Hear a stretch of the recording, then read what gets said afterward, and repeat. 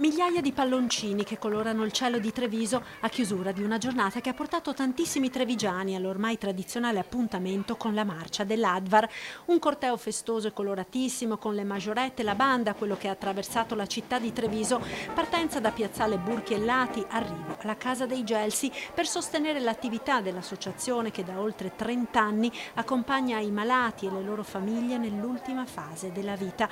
Una realtà unica che, ribadendo la dignità della vita in tutti i suoi momenti, ha accompagnato tante persone nella sofferenza e nel dolore per la perdita di un caro.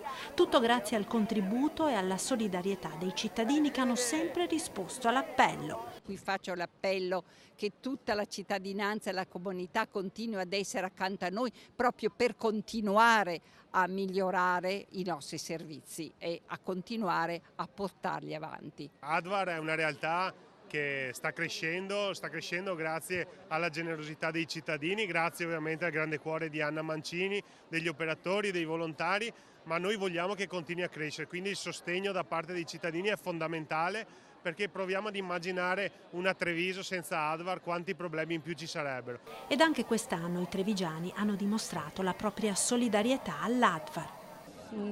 Una cosa strepitosa per aiutare chi ne ha tanto bisogno. Fa tanto per le persone ammalate, molto presente e bisogna essere molto riconoscenti. Nel lavoro che fanno, che è di gran sostegno per tutti, per le persone che soffrono, per le famiglie. L'abbiamo provato in prima persona e da allora sempre di più sosteniamo queste iniziative.